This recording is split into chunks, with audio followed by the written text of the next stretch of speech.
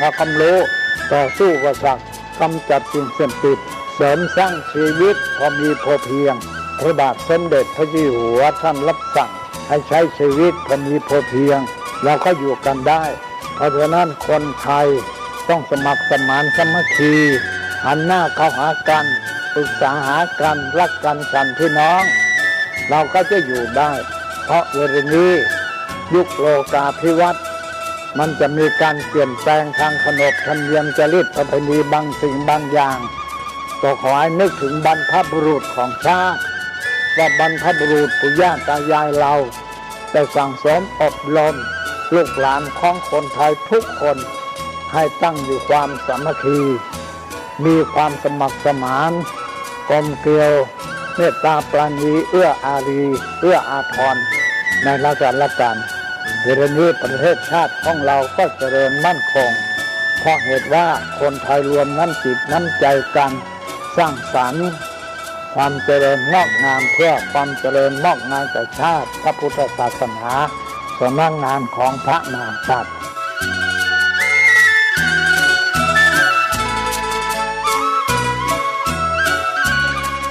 ธรรมะข้อคิดจากพระเดชพระคุณท่านเจ้าคุณพระเทพวิสุทธิคุณ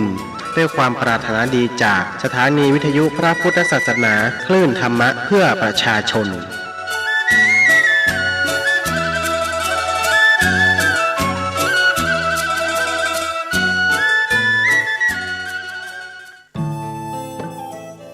ท่านกำลังติดตามรับฟังสถานีวิทยุกระจายเสียงพระพุทธศาสนาแห่งชาติและสังคมคลื่นเพื่อการศึกษาพระพุทธศาสนาและวัฒนธรรมระบบ FM 104.5 เมกะเฮิรตซ์รายการต่อไปเป็นรายการคดีโลกคดีธรรม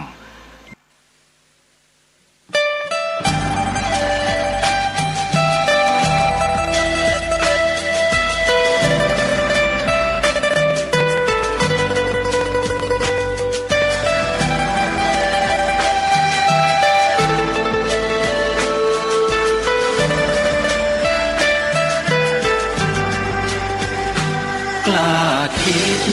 ก็ต้องกล้าทำอย่ากลั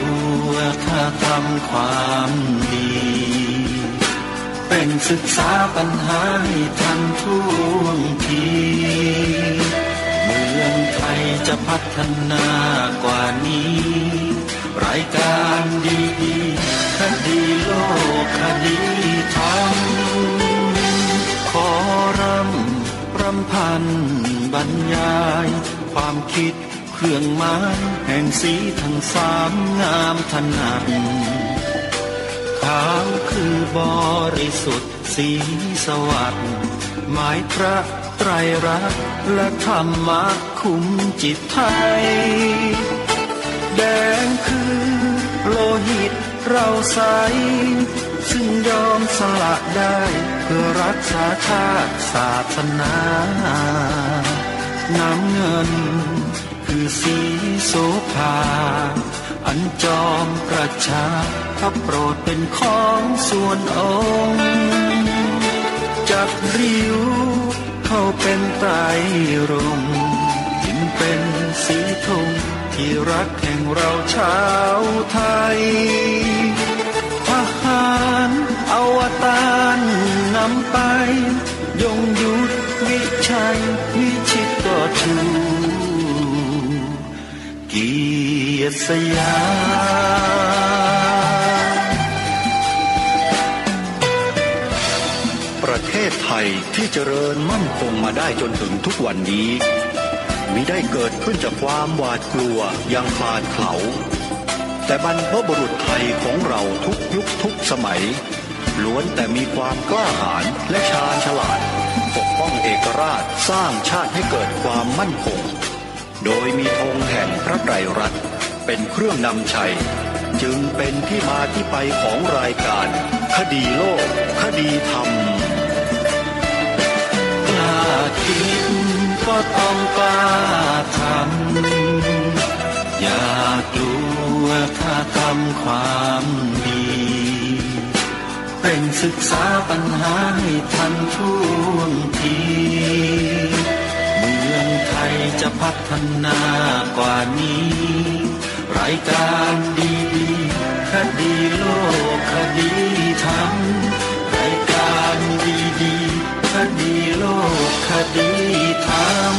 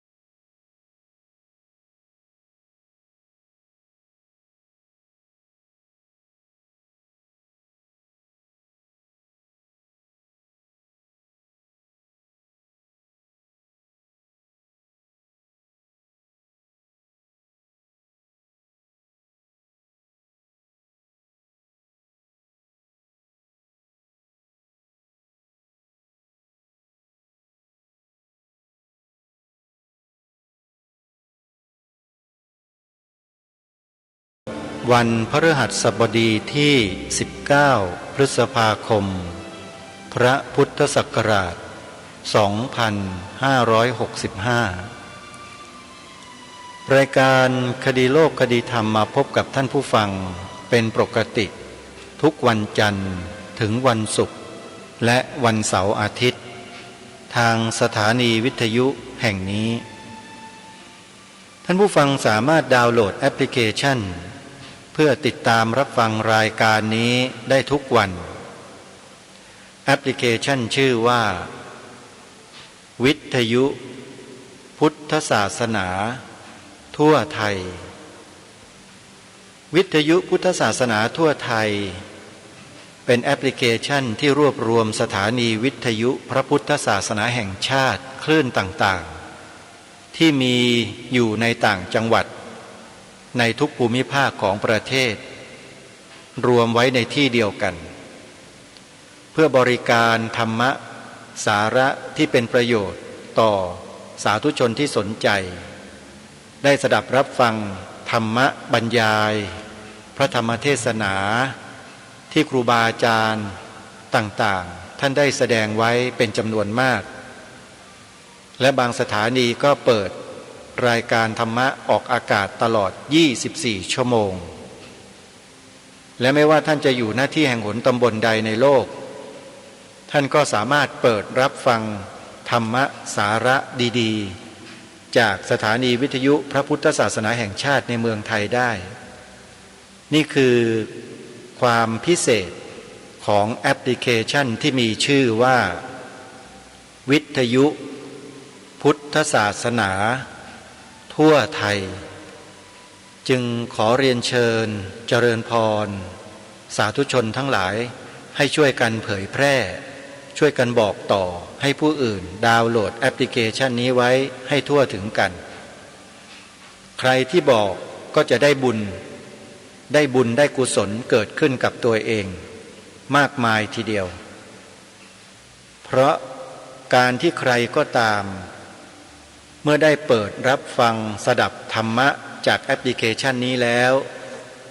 เขาเกิดความรู้ความเข้าใจในหลักธรรมนั้นจนสามารถนำไปใช้ให้เป็นประโยชน์ต่อชีวิตของเขาได้นั่นแหละคือบุญกุศลจะเกิดขึ้นกับผู้ที่บอกต่อโดยที่ท่านไม่ต้องไปทำอะไรมากมายเลยนี่คือสิ่งที่ฝากให้พวกเราทุกท่านได้มีส่วนร่วมรับบุญกุศลในส่วนนี้โดยพร้อมเพรียงกันสาธุชนทั้งหลายวันนี้รายการคดีโลกคดีธรรมขอเริ่มด้วยข่าวประชาสัมพันธ์งานบุญโดยเฉพาะงานปฏิบัติธรรมอยู่ปริวาสกรรมของวัดวาอารามต่างๆไม่ว่าจะเป็นวัดศรีอุดมวงศ์ตำบลศรีสงคราม อำเภอวังสะพุงจังหวัดเลยซึ่งจะจัดให้มีงานปฏิบัติธรรมอยู่ปริวาสกรรมตั้งแต่วันที่20พฤษภาคมคือวันพรุ่งนี้เป็นวันแรกไปสิ้นสุดลงในวันที่29พฤษภาคมพระเถรานุเถระพระมัชชิมะพระนวกะท่านใดที่มีความประสงค์จะอยู่ปริวาสกรรมชำระศีลของตนเองก่อนที่จะเข้าพรรษาท่านสามารถที่จะเดินทางไปอยู่ปริวาสกรรมที่วัดศรีอุดมวงศ์ตำบลศรีสงครามอำเภอวังสะพุงจังหวัดเลยได้งานเขาจะเริ่มวันที่20พฤษภาคมวันพรุ่งนี้แล้วนะฮะ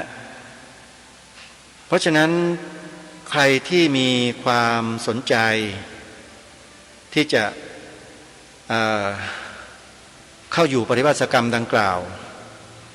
ท่านสามารถโทรศัพท์สอบถามรายละเอียดในเบื้องต้นได้ที่หมายเลข088404968นี่คืองานปฏิบัติกรรมที่วัดศรีอุดมวงศ์ตำบลศรีสงครามอำเภอวังสะพุงจังหวัดเลยที่ทุกท่านสามารถที่จะมีส่วนร่วมในงานบุญครั้งนี้ได้ใครจะเป็นเจ้าภาพภัตตาหารเช้าภัตตาหารเพลถวายน้ำปานะตลอดทั้ง10วันวันใดวันหนึ่งก็ได้นะโยมระหว่างวันที่20ถึง29พฤษภาคมที่วัดศรีอุดมวงศ์ก็โทรศัพท์เข้าไปร่วมบุญได้ที่หมายเลขดังกล่าว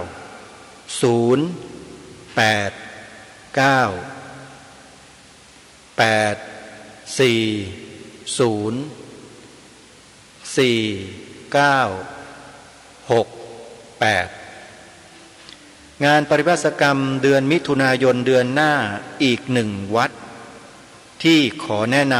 ำให้พระคุณเจ้าเราแล้วก็ญาติโยมมีส่วนร่วมนั่นก็คือวัดสามชุกอำเภอสามชุกจังหวัดสุพรรณบุรีจะจัดงานปริวาสกรรมเริ่มต้นวันที่15มิถุนายนเป็นต้นไปแล้วก็ไปสิ้นสุดลงในวันที่24มิถุนายนศกนี้ใครที่จะเดินทางไปร่วมงานอยู่ปริวาสกรรมดังกล่าวก็สามารถเดินทางไปได้วัดสามชุกนี้ตั้งอยู่ที่ตำบลสามชุกอำเภอสามชุกจังหวัดสุพรรณบุรีนะอยู่ไม่ไกลจากกรุงเทพโทรศัพท์สอบถามรายละเอียดได้ที่หมายเลข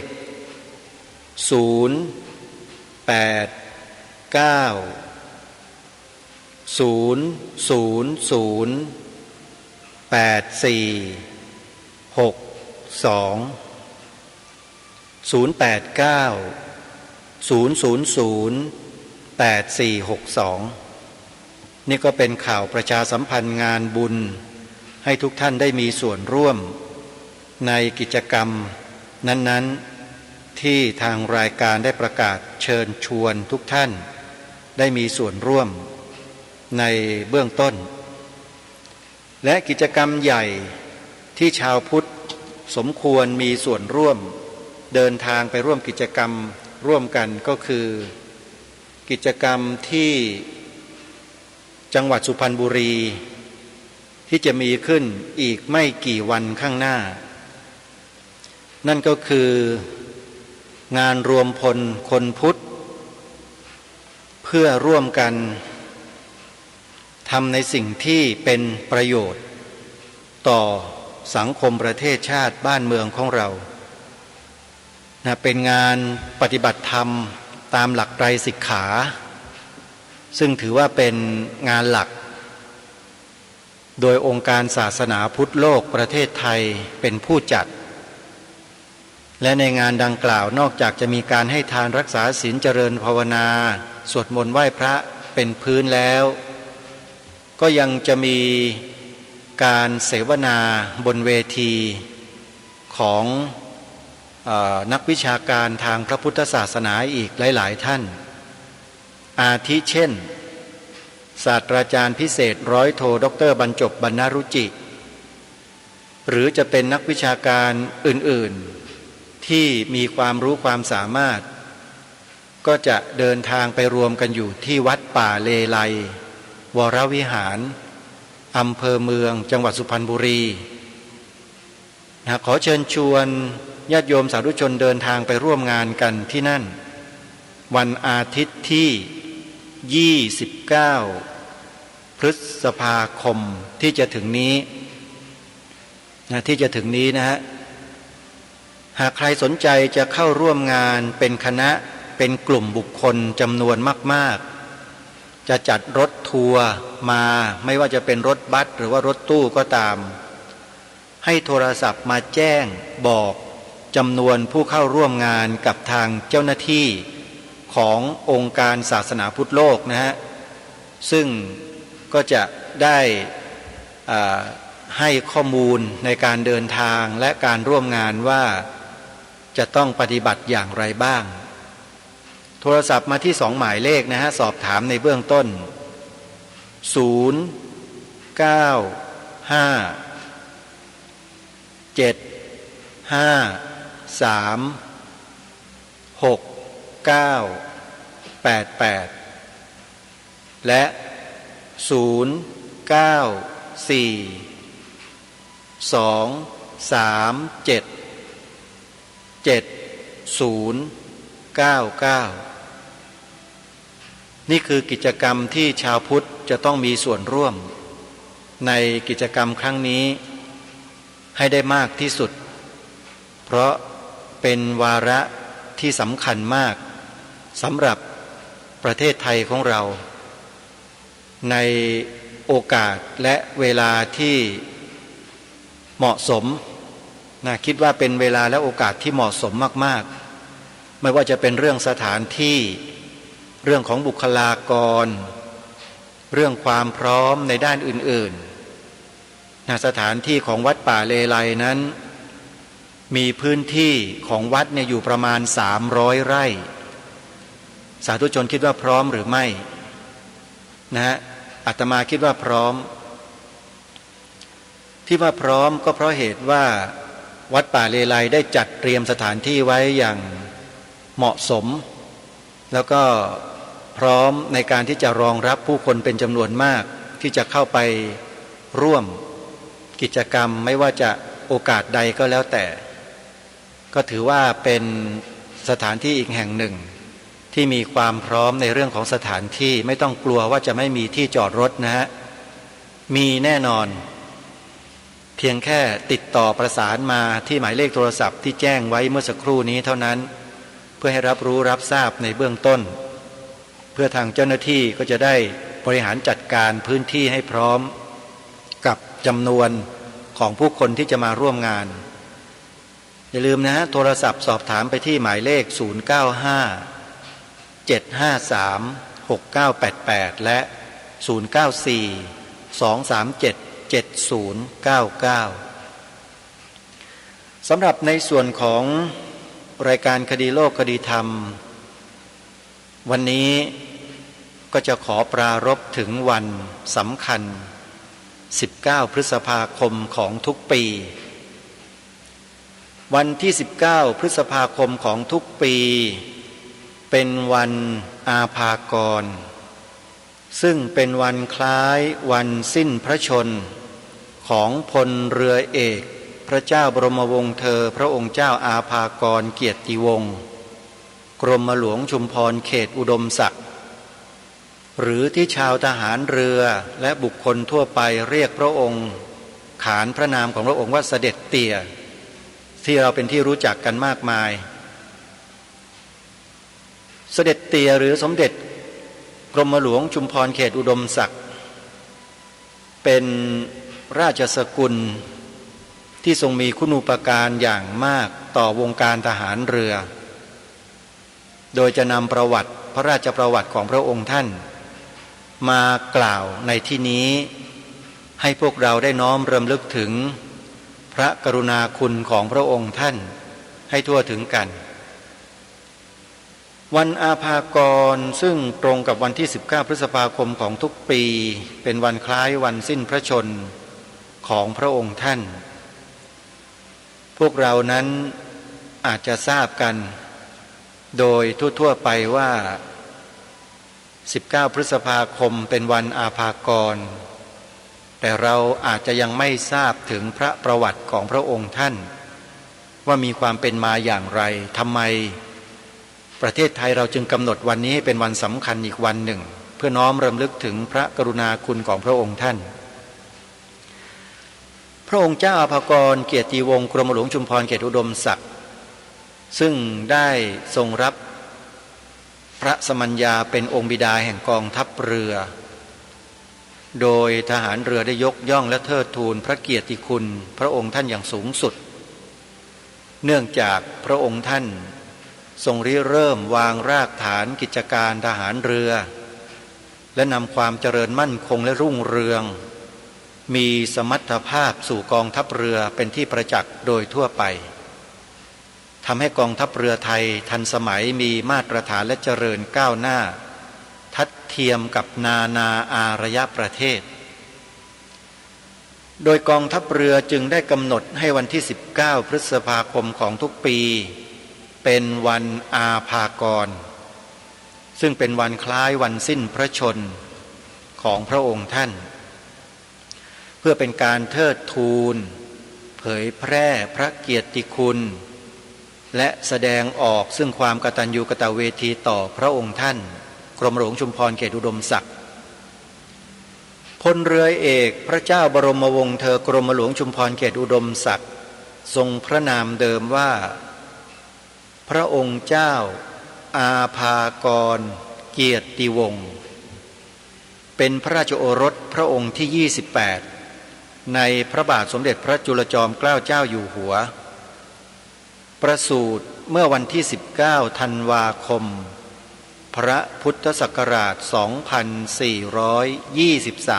2423เป็นพระเจ้าลูกยาเธอพระองค์ที่หนึ่งในพระเจ้าจอมมารดาโหมดธิดาของเจ้าพระยาสุรวงศ์วัยวัฒน์ในวงเล็บวรบุญนาคผู้บัญชาการทหารเรือวังหลวง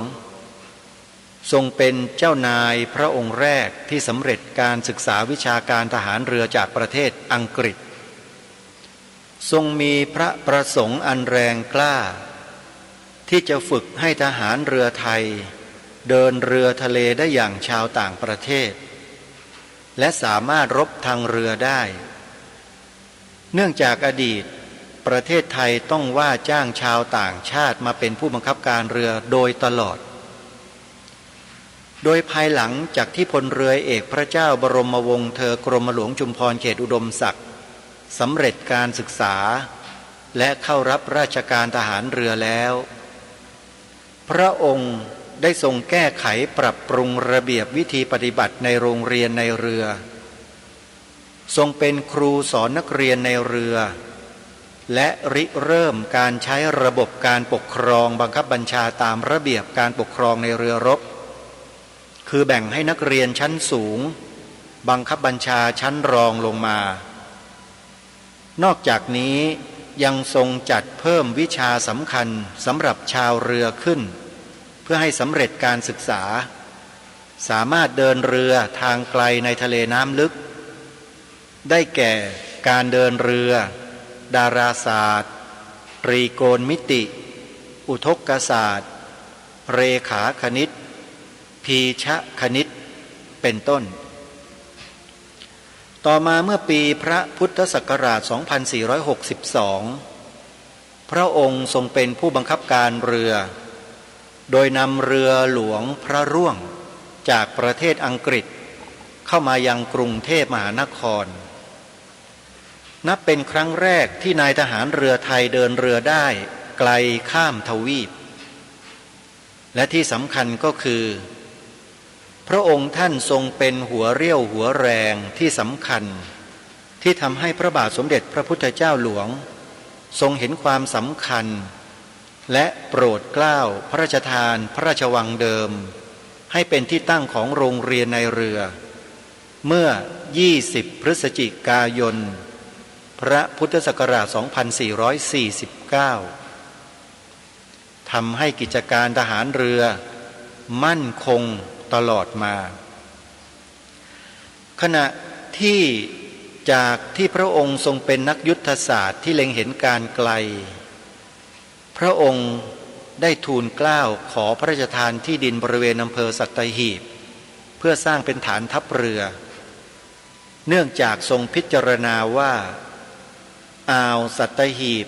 เป็นอ่าวขนาดใหญ่น้ำลึกเหมาะแก่การฝึกซ้อมยิงตอร์ปิโดได้และเกาะน้อยเกาะใหญ่ที่รายล้อมรอบสามารถบังคับคลื่นลมได้ดีอีกทั้งเรือภายนอกเมื่อแล่นผ่านพื้นที่จะไม่สามารถมองเห็นฐานทัพเรือได้ในส่วนด้านการแพทย์ทรงศึกษาค้นคว้าอย่างจริงจังและใช้เวลาหลังทรงเกษียณเสด็จไปรักษาโรคแก่ประชาชนด้วยพระองค์เองไม่ว่าจะเป็นคนไทยหรือคนจีนจนกระทั่งชาวจีนย่านสำเพ็งทราบซึ้งในพระกรุณาธิคุณแล้วก็เรียกพระองค์ท่านว่าเตี่ยซึ่งภาษาไทยเราแปลว่าพ่อซึ่งต่อมาทหารเรือได้เรียกพระองค์ว่าเสด็จเตี่ยขณะที่คนไข้ชาวไทยมักเรียกพระองค์ว่าหมอพรทั้งนี้พลเรือเอกพระเจ้าบรมวงศ์เธอกรมหลวงชุมพรเขตอุดมศักดิ์ทรงประชวรและสิ้นพระชนในขณะที่ประทับอยู่ที่หาดทรายรีปากน้ำเมืองชุมพรจังหวัดชุมพรเมื่อวันที่ 19 พฤษภาคมพระพุทธศักราช 2466 เวลา 11:40 นาทีนี่ก็เป็นพระประวัติของพระเจ้านายพระองค์หนึ่งของเมืองไทยของเราที่ทรงมีพระปรีชาสามารถในทางเรือแล้วก็ทรงก่อตั้งกองทัพเรือหรือฐานทัพเรือสัตหีบขึ้นเป็นครั้งแรกในประวัติศาสตร์ชาติไทยของเราถือว่าเป็นเกียรติและเป็นศักดิ์ศรีของประเทศไทยที่เรานั้นมีความรู้ความสามารถทัดเทียมกับนานาอารยประเทศในเรื่องของการเดินเรือการรบทางเรือยุทธศาสตร์ทางเรือเพราะฉะนั้นในทุกๆวันที่ 19 พฤษภาคมของทุกปีทางการจึงได้กำหนดวันนี้เป็นวันรำลึกถึงพระกรุณาคุณของพระองค์ท่านชาวทหารเรือทั้งหลายต่างก็ประกอบพิธีเพื่อแสดงออกถึงความจงรักภักดีต่อเจ้านายพระองค์นี้อย่างทั่วถึงกันในนามของรายการคดีโลกคดีธรรมขอเทิดทูนพระเกียรติของพระองค์ท่านไว้เหนือสิ่งอื่นใดในฐานะที่พระองค์ทรงเป็นพระบิดาแห่งกองทัพเรือไทยและเป็นราชวงศ์ไทยที่พูดอย่างนี้ที่บอกอย่างนี้ก็เพื่อจะย้ำให้พวกเราท่านทั้งหลายเนี่ยให้น้อมรำลึกถึงพระมหากรุณาธิคุณของสถาบันพระมหากษัตริย์ซึ่งถือว่าเป็นสถาบันที่ทรงมีพระมหากรุณาธิคุณเป็นล้นพ้นต่อคนไทยของเราทุกคนใครก็ตามที่ปรารถนาจะอยู่กินบนผืนแผ่นดินไทยผืนนี้จิตใจของท่านจะต้องน้อมรำลึกถึงพระมหากรุณาธิคุณต่อสถาบันพระมหากษัตริย์โดยส่วนเดียวโดยไม่มีการปฏิเสธใครปฏิเสธ รต่อต้านคัดค้านหรือไม่เห็นด้วยกับสถาบันพระมหากษัตริย์ท่านสาธุชนทั้งหลายก็ลองนึกดูทีว่าคนพวกนั้นเป็นคนประเภทไหนคนแบบนี้หรือที่เราจะต้องให้การเคารพเชื่อถือให้ความไว้วางใจไม่ควรอย่างยิ่งรายการคดีโลกคดีธรรมขอตอกย้ำให้พวกเราคนไทยทุกคนที่มีความจงรักภักดีอย่างถูกต้องแท้จริงเนี่ยให้รำลึกและคำนึงถึงข้อนี้ให้จงมากถ้าหากว่าสถาบันพระมหากษัตริย์พระบรมวงศานุวงศ์ทั้งหลายไม่ทรงทำคุณประโยชน์ให้กับผืนแผ่นดินนี้รายการคดีโลกคดีธรรมก็คงจะไม่มากล่าวมาพูดอะไรลักษณะเช่นนี้แน่แต่สิ่งที่สถาบันพระมหากษัตริย์และพระบรมวงศานุวงศ์ได้ทรงกระทำต่อแผ่นดินนี้นั้นล้วนแล้วแต่มีแต่ประโยชน์โดยส่วนเดียวทั้งนั้นเลยไม่มีโทษอะไรเลยแต่จะบอกว่าไม่มีโทษอะไรเลยก็หาไม่ได้มีเหมือนกันแต่มีโทษกับคนไม่ดีมีโทษกับคนที่คิดทำลายชาติบ้านเมืองเท่านั้นคนที่คิดทำลายชาติบ้านเมืองขายชาติขายบ้านขายเมืองจะไปญาติดีกับคนพวกนี้อยู่ทำพระแสงด้ามงาอะไรกันอยู่เล่าก็ต้องจัดการสิถูกไหมฮะแต่ในรัชสมัยสมบูรณาญาสิทธิราชที่สมเด็จกรมหลวงชุมพรเขตอุดมศักดิ์ได้ทรงพระชนอยู่นั้นน่ะสิ่งเหล่านี้จะจัดการได้โดยง่ายแล้วก็ไม่มีใครกล้าที่จะกระทำการเช่นนั้นสักเท่าไหร่แต่ปัจจุบันเนี้ยท่านผู้ฟังทั้งหลายลองพิจารณาดูให้ดีว่าไอ้คนในลักษณะขายชาติบ้านเมืองที่เป็นกบฏต่อชาติบ้านเมืองเราเนี่ยมันเหิมเกริมยิ่งกว่าแต่ก่อนมากหรือน้อยเพียงใดที่พูดนี่พูดในฐานะที่เป็นคนไทยนะไม่ได้พูดในฐานะพระสงฆ์หรือใครคิดว่าอาตมาภาพนี่ไม่ใช่คนไทยมั่งถ้าคิดว่าใช่คนไทยก็ต้องยอมรับฐานะของอาตมาว่าเป็นคนไทยคนหนึ่งแล้วก็มีหน้าที่ตามที่กฎหมายรัฐธรรมนูญกำหนดมาตรา51 51ปวงชนชาวไทยมีหน้าที่พิทักษ์รักษาไว้ซึ่งสถาบันชาติสถาบันพระพุทธศาสนาและสถาบันพระมหากษัตริย์อาตมาภาพพูดในนามของคนไทยส่วนพระสงฆ์ก็เป็นอีกเรื่องหนึ่งก็ว่ากันไปแต่ในอีกมิติหนึ่งที่อาตมาภาพมีฐานะอยู่ก็คือคนไทยเหมือนกันแล้วก็ไม่ผิดต่อกฎหมายรัฐธรรมนูญสอดคล้องสอดรับกับกฎหมายรัฐธรรมนูญทุกอย่างทุกประการดังนั้นใครก็ตามที่คิดจะต่อว่ากล่าวหาใส่ร้ายป้ายสีอาตมาภาพในฐานะพระภิกษุสงฆ์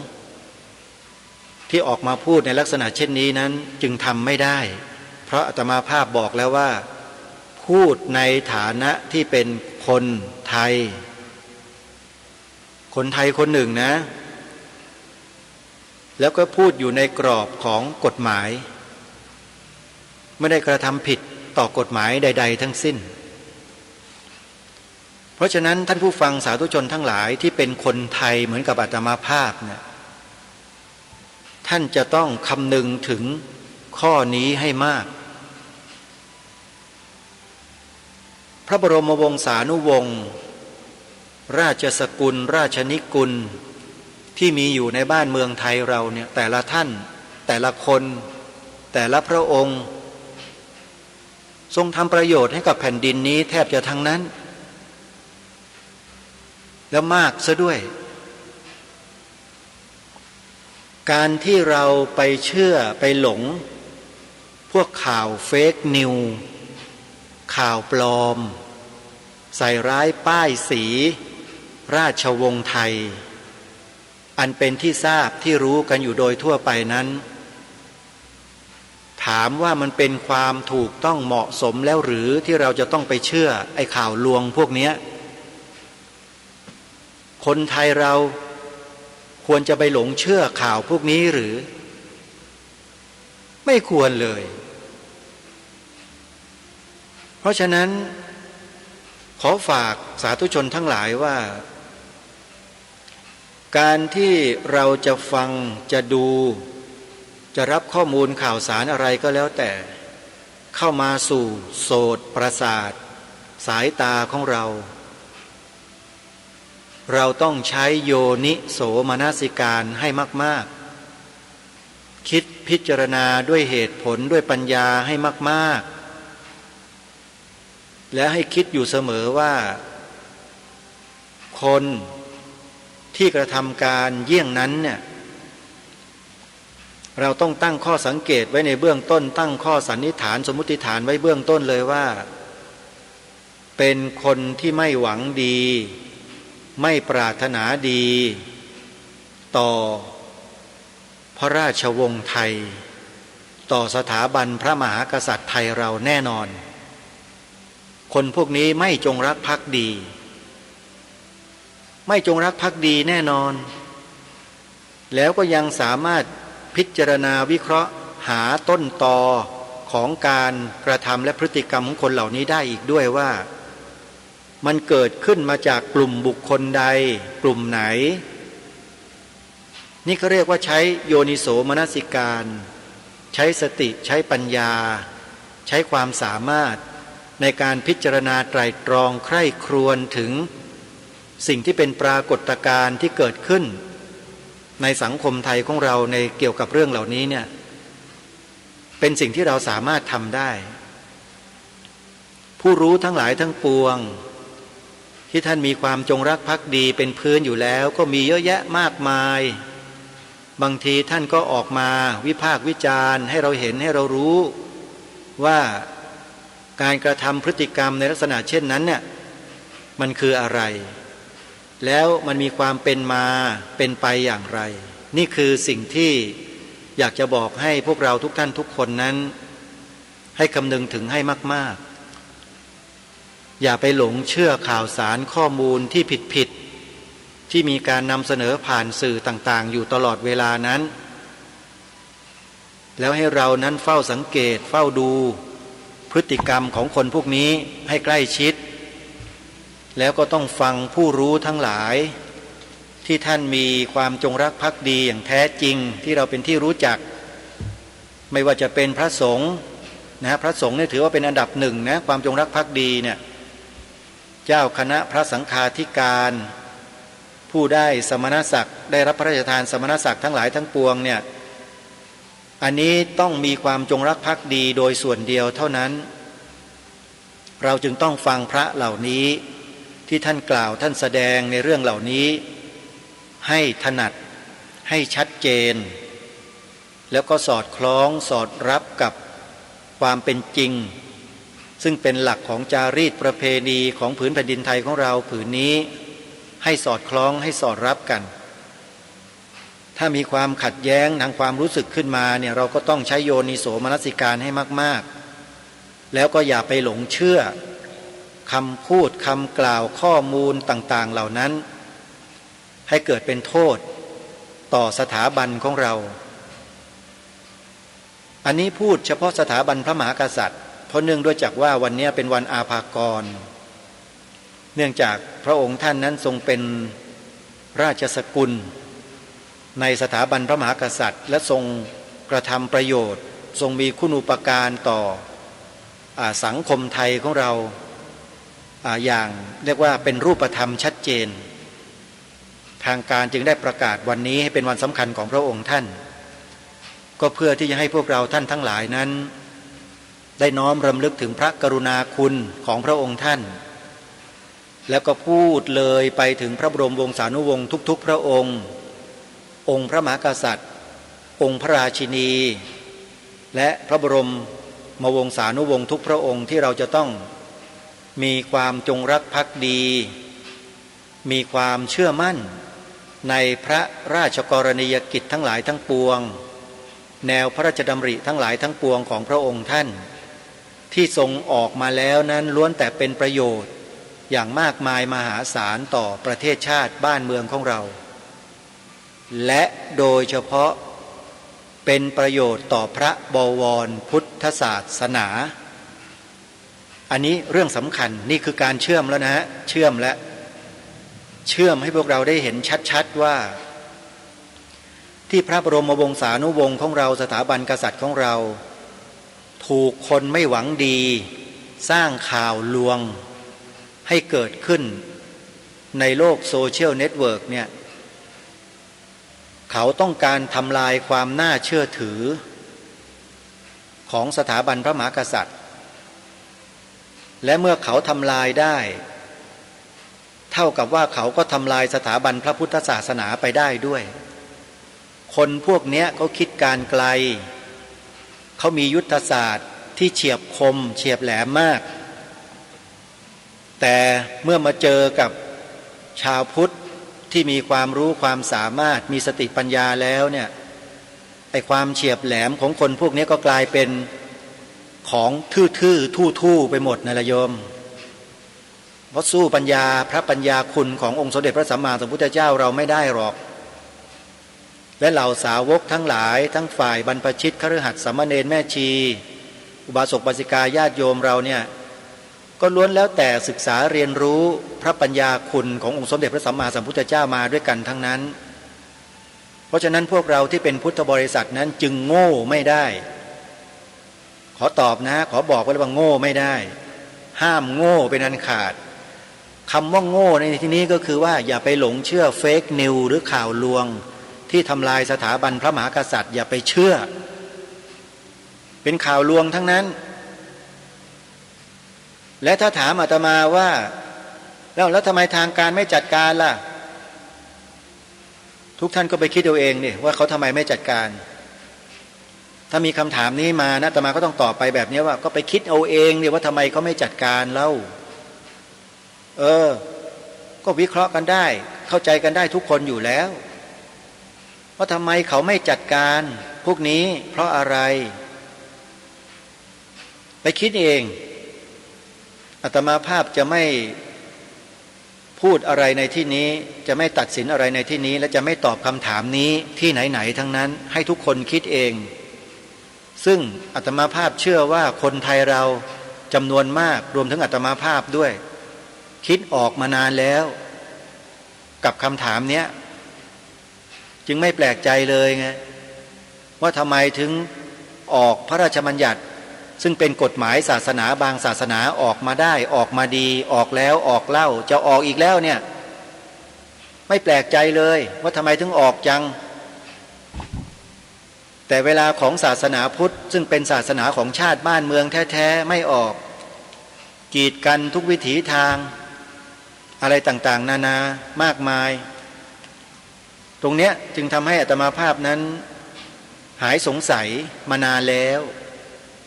และครูบาอาจารย์เราผู้รู้ทั้งหลายก็หายสงสัยมานานแล้วด้วย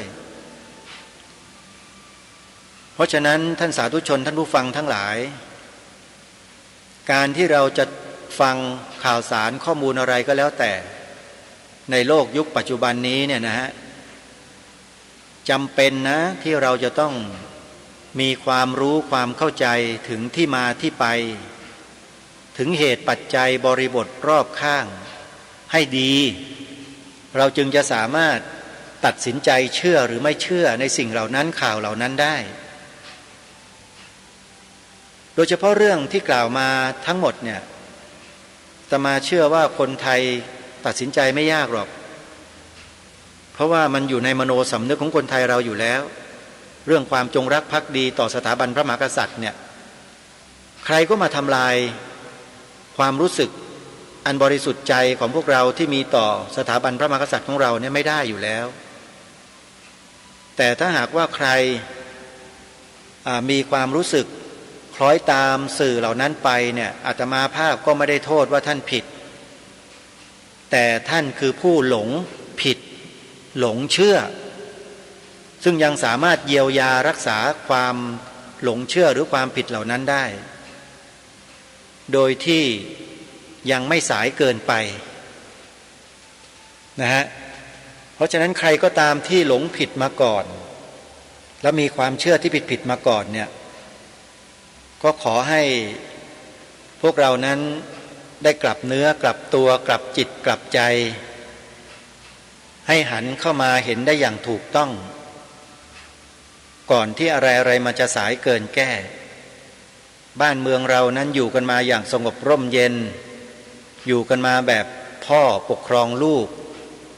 อยู่กันอย่างพี่อย่างน้องมาโดยตลอดอลุ้มอล่วยเกื้อกูลซึ่งกันและกันมาโดยตลอดแต่ทุกวันนี้มันมีกลุ่มบุคคลจำนวนหนึ่งที่พยายามสร้างสถานการณ์สร้างเหตุการณ์ให้เกิดขึ้นให้ดูเหมือนว่าคนไทยเรานั้นแตกแยกทะเลาะเบาะแว้งกันอยู่ตลอดเวลาจะหาความเป็นมิตรเป็นสหายเป็นเพื่อนเป็นพี่เป็นน้องกันไม่ได้นี่ก็ถือว่าเป็นสิ่งที่เราท่านทั้งหลายจะต้องให้ความสำคัญอย่างมากๆอย่าคิดว่าเป็นเรื่องเล็กๆนะเรื่องของการถูกมอมเมาถูกล้างสมองของข่าวสารข้อมูลที่เป็นเท็จเหล่านี้ซึ่งมันมีมาอย่างต่อเนื่องแล้วลูกหลานเราเองก็คล้อยตามสิ่งเหล่านี้ไปเป็นจำนวนหนึ่งนะถึงแม้ไม่มากก็ตามแต่ก็ถือว่าเป็นอันตรายนะแล้วเราก็ไม่ควรจะให้สิ่งเหล่านี้เกิดขึ้นความคิดความเห็นที่ถูกต้องเนี่ยให้เกิดขึ้นมากๆโดยพวกเราในฐานะที่เป็นผู้รู้เป็นผู้เข้าใจถึงสถานการณ์เหล่านี้จะต้องเป็นผู้นำเวลาไปพูดเวลาจัดรายการวิทยุเวลาบรรยายที่ไหนก็ตามมีปากเราก็ต้องพูดถึงเรื่องนี้กันให้มากๆไม่ใช่มีปากแล้วพูดแต่เอาประโยชน์อย่างเดียวขออภัยนะอันนี้พูดเฉพาะคนเห็นแก่ตัวนะอย่าเห็นแก่ตัวกันให้มากนักต้องเห็นแก่ประโยชน์ส่วนรวมกันให้มากๆนะเพราะฉะนั้นวันนี้รายการคดีโลกคดีธรรมขอยกประโยชน์ทั้งหมดบุญกุศลทั้งหมดถวายเป็นพระกุศลแด่สมเด็จกรมหลวงชุมพรเขตอุดมศักดิ์หรือพระองค์เจ้าอาภากรเกียรติวงศ์พระราชโอรสพระองค์ที่28ในพระบาทสมเด็จพระจุลจอมเกล้าเจ้าอยู่หัวรัชกาลที่5เพื่อถวายเป็นพระกุศลแด่พระองค์ท่านในฐานะที่พระองค์ทรงกระทำประโยชน์และคุณูปการอย่างยิ่งใหญ่ต่อประเทศชาติบ้านเมืองของเราควรที่เราคนไทยจะต้องน้อมรำลึกถึงพระกรุณาคุณของพระองค์ท่านอย่างมากมายไม่มีที่สิ้นสุดและก็ตลอดไปด้วยขอฝากคนไทยเราทุกคนนะสถาบันพระมหากษัตริย์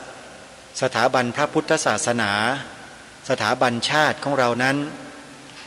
จะต้องสถิตดำรงมั่นอยู่ในหัวจิตหัวใจของคนไทยเราตลอดกาลและตลอดไปทุกเมื่ออย่าให้ใครมาทำลายความมั่นคงของ3สถาบันของเราได้แล้ววิธีหนึ่งที่เราจะสามารถรักษาได้อย่างยาวนานตลอดไปได้ก็คือใช้วาจาเราให้เป็นประโยชน์ปลูกฝังสิ่งเหล่านี้ให้แก่คนไทยด้วยกันโดยเฉพาะลูกหลานเยาวชน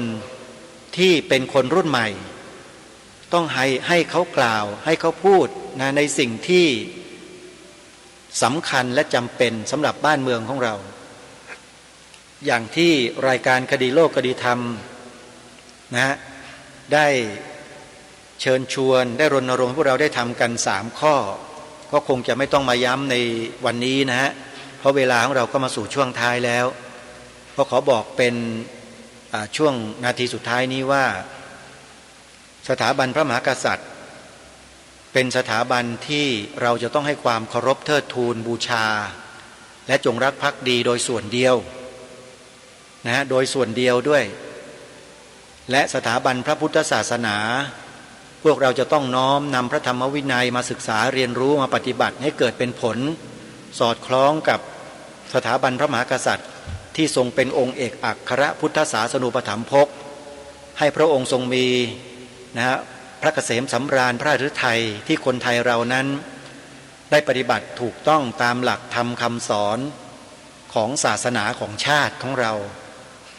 และสถาบันชาตินั้นก็จะเจริญมั่นคงถาวรมีความมั่นคงตลอดไปนี่คือสิ่งที่ฝากในรายการวันนี้ท่านผู้ฟังวันนี้เวลาของรายการหมดลงแล้วอาตมาภาพต้องขอสมมุติยุติรายการไว้แต่เพียงเท่านี้ไว้พบกันใหม่ในวันต่อไปขอความสุขความสวัสดีในธรรมแห่งองค์สมเด็จพระบรมศาสดาสัมมาสัมพุทธเจ้าจงปรากฏเกิดมีขึ้นในจิตใจของท่านผู้ฟังทุกท่านทุกคนเทินขอเจริญพรกล้าคิดก็ต้องกล้าทำอย่ากลัวถ้าทำความดีเป็นศึกษาปัญหาให้ทันท่วงทีเมืองไทย